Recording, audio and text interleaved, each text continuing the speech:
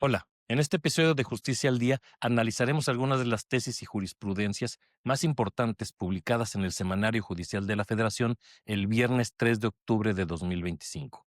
Estas son algunas de las tesis a las que haremos referencia. En materia de salud y enfermedades raras, un tribunal colegiado recordó que las instituciones de salud no pueden excusarse por falta de recursos. Respecto a la justicia ambiental y el convenio de Escazú, un tribunal colegiado en la Ciudad de México estableció que los jueces deben ser proactivos cuando se trata de probar un daño ambiental. También hablaremos del acceso a la justicia sin cita electrónica. Recordemos que el Poder Judicial de la Ciudad de México establece como obligación realizar una cita en el sistema electrónico a efecto de poder presentar una demanda o una promoción. Tesis 2.031.316. El Poder Judicial de la Ciudad de México emitió una disposición que establecía que para presentar una demanda o una promoción se debía de hacer una cita electrónica desde su portal web. Algunas personas solicitaron el amparo solicitando la suspensión del acto reclamado. El caso llegó al Pleno Regional en Materias Administrativa y Civil de la región Centro-Norte, con residencia en la Ciudad de México, que en la jurisprudencia 2.031.316 resolvió que sí procede conceder la suspensión provisional con efectos restitutorios o de tutela anticipada para que se reciban las demandas o promociones en papel y con firma autógrafa, sin necesidad de una cita electrónica previa. El tribunal explicó que esta medida no resuelve el fondo del asunto, sino que tiene un carácter temporal irreversible. No se crean nuevos derechos, pero garantiza el derecho de acceso a la justicia, consagrado en el artículo 17 constitucional. Si al final del juicio de amparo se niega la protección, entonces nada impide volver al sistema anterior, por lo que la suspensión no causa ningún perjuicio. Me parece que uno de los debates más interesantes que se tienen ahorita en los tribunales son estas cuestiones de las suspensiones con efectos restaurativos o de tutela anticipada. Y vamos viendo cómo cada vez más la suspensión del acto reclamado ya no solamente tiene estas cuestiones de paralizar los actos de la autoridad, sino de restituir o dar un derecho de manera provisional, dice por ahí una jurisprudencia de la Corte, un amparo provisional para tutelar los derechos humanos de los ciudadanos. Registro digital 2.031.306. Imagina que eras parte de un juicio ejecutivo mercantil. Promueves un incidente de nulidad de embargo, el juez admite algunas pruebas y en contra de tal determinación promueves un juicio de amparo indirecto. Mientras tanto, el procedimiento principal queda detenido, es decir, el juicio ejecutivo mercantil, y luego el juez decreta la caducidad de la instancia, argumentando que el juicio de amparo indirecto no interrumpe el plazo. El cuarto tribunal colegiado de circuito del Centro Auxiliar de la Quinta Región con residencia en Los Mochis, Sinaloa, en la tesis 2.031.306, sostuvo que el amparo indirecto sí interrumpe excepcionalmente el cómputo del plazo para la caducidad de la instancia en un juicio ejecutivo mercantil, cuando se promueve contra el acuerdo de admisión de pruebas dentro de un incidente de nulidad de embargo. El tribunal explicó que, conforme el artículo 1076, fracción sexta del Código de Comercio, existen excepciones a la caducidad.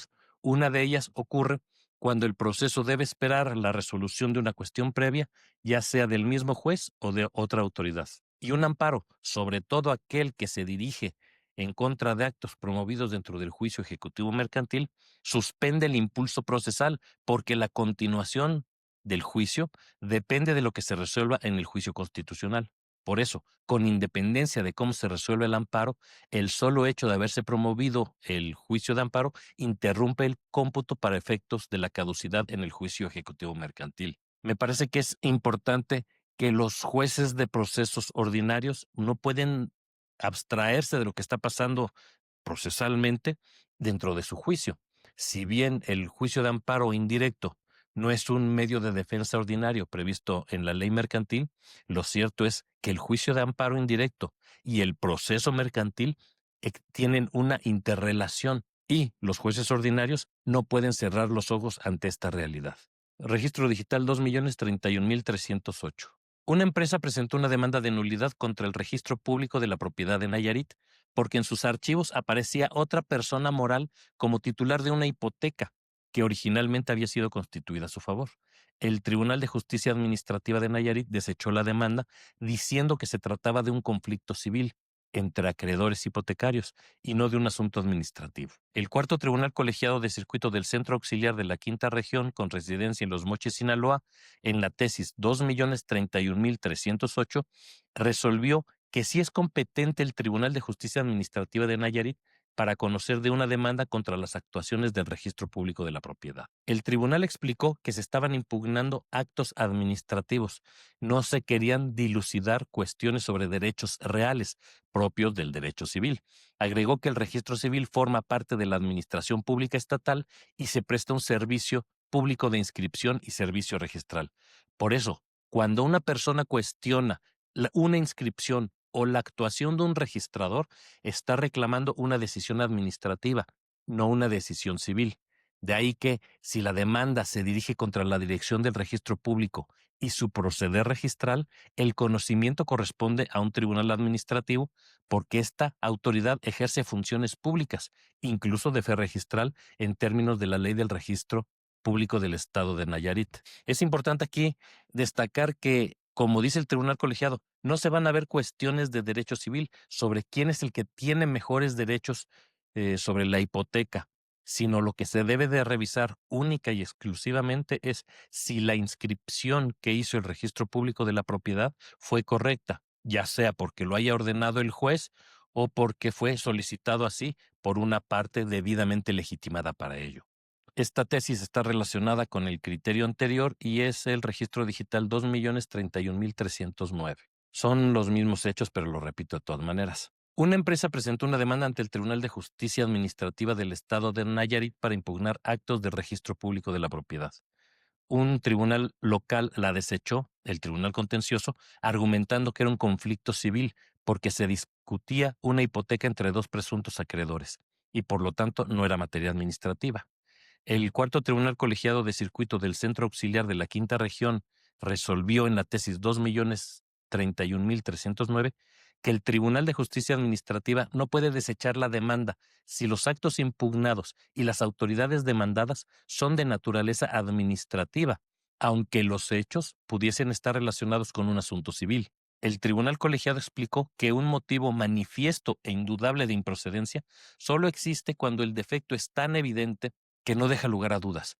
Pero en este caso, el tribunal presumió que el conflicto era civil, sin analizar el fondo de los actos reclamados, las inscripciones y actuaciones del registro público de la propiedad, las cuales provenían del ejercicio de facultades administrativas. Por tanto, la demanda debió admitirse y tramitarse para que durante el juicio contencioso las partes aportaran las pruebas correspondientes y se determinara si hubo o no una actuación indebida del registro.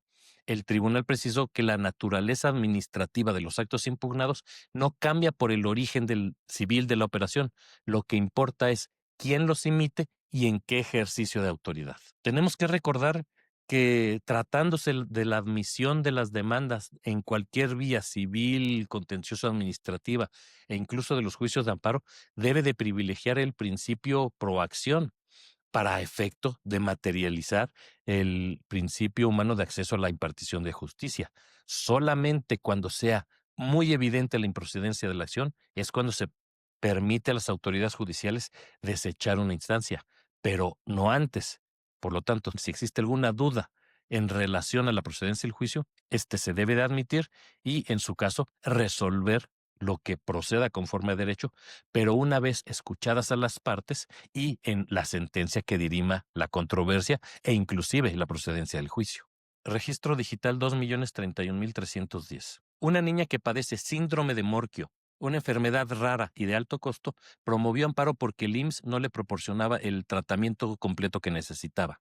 Las autoridades del instituto argumentaron que no contaban con recursos suficientes para cubrir los medicamentos ni los insumos requeridos. El primer tribunal colegiado del 15º circuito, en la tesis 2.031.310, estableció que las instituciones públicas de salud tienen el deber de gestionar responsable y oportunamente la aplicación de fondos económicos para atender enfermedades raras que generan gastos catastróficos. El tribunal precisó que el Consejo de Salubridad General creó un fondo económico especial para cubrir los tratamientos de enfermedades raras, financiado a través del fideicomiso del Sistema de Protección Social en Salud. Este fondo se destina a sufragar tratamientos, medicamentos y materiales vinculados a padecimientos considerados de gasto catastrófico, y su administración recae en la Comisión Nacional de Protección Social en Salud.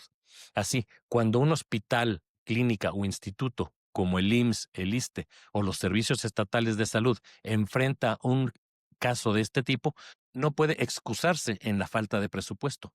Por el contrario, tiene la obligación jurídica y ética de gestionar los recursos disponibles, planear, programar y solicitar la aplicación de fondos para garantizar el derecho humano a la salud, especialmente tratándose de menores de edad o personas con enfermedades raras. Este tipo de asuntos nos demuestra, y así va a quedar registrado en los anales de jurisprudencia de los tribunales, como aquella cantaleta que establece el gobierno federal de que no hay desabastecimiento de medicinas, pues es completamente una falacia. En los tribunales día a día se resuelven asuntos de este tipo donde el Estado se niega a brindar el servicio público de salud, y son los tribunales los que tienen que obligar al Estado a prestar este servicio humano básico. Es terrible lo que pasa en el país. La siguiente tesis está íntimamente vinculada con la anterior y es el registro 2.031.311. Una menor de edad enferma de síndrome de Morquio promovió un amparo porque el IMSS omitía proporcionarle atención médica completa y especializada. Alegó que no recibía sus medicamentos ni el tratamiento adecuado para su padecimiento, considerado una enfermedad rara. El primer tribunal colegiado del 15º Circuito, en la tesis 2.031.311, resolvió que cuando se reclama la omisión de atención médica en enfermedades raras, las personas juzgadoras deben garantizar la correcta aplicación de los protocolos técnicos creados para atenderlas. El tribunal explicó que el Consejo de Salubridad General reconoce oficialmente las enfermedades raras y, a través de la Comisión para definir tratamientos y medicamentos asociados a enfermedades que ocasionen gastos catastróficos, elabora protocolos técnicos obligatorios. Estos protocolos determinan los tratamientos, medicamentos y materiales específicos para cada padecimiento y son de observancia obligatoria para todas las instituciones públicas de salud, tanto federales como locales. Por ello, cuando un juez o jueza conoce de un amparo en el que se reclama la falta de atención médica, no basta con revisar si hubo o no hubo una omisión general. Debe verificar que la autoridad sanitaria haya cumplido cabalmente con los protocolos técnicos aplicables, garantizando que la atención médica se brinde conforme a los estándares establecidos por el propio Estado mexicano. Registro digital 2.031.313. Una persona promovió amparo indirecto porque las autoridades no vigilaban ni sancionaban obras de construcción dentro de un área de valor ambiental, afectando su derecho a un medio ambiente sano.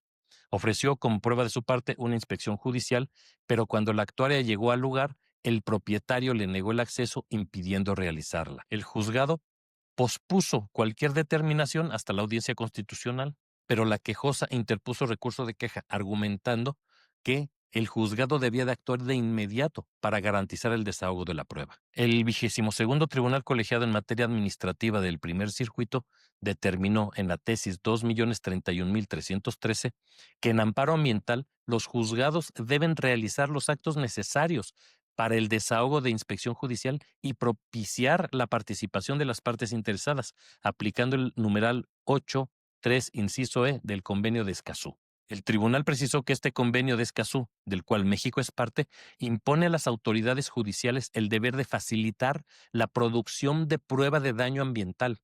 Esto significa que los jueces no pueden ser pasivos, deben de asumir una actividad activa y proactiva para garantizar que la prueba se realice, especialmente cuando se busca acreditar la degradación ecológica, que muchas veces es difusa, acumulativa y de difícil reparación. Además, la sentencia enfatiza que en materia ambiental deben aplicarse los principios in dubio pro natura, es decir, en caso de duda, decidir en favor de la naturaleza. El principio precautorio, hay que actuar antes de que el daño sea irreversible, y el acceso efectivo de justicia ambiental, garantizando que las personas puedan probar el daño sin obstáculos procesales excesivos. La actuación de los juzgados de distrito siempre debe de ser diligente, pero habrá ocasiones en las que su actuar debe de ser todavía más proactivo. En estos casos de derecho al medio ambiente, protección a los menores de edad o de personas de tercera edad, me parece que los juzgadores de distrito y los tribunales de circuito deben de tomar todas las medidas necesarias para que el juicio avance lo más pronto posible. Gracias por su atención. Les agradeceré que se inscriban al canal, le den la campanita para que reciban cualquier notificación y nos sigan en todas las redes de Reflexiones Jurídicas. En la pantalla final de este episodio verán un video que tal vez les interese. Hasta pronto.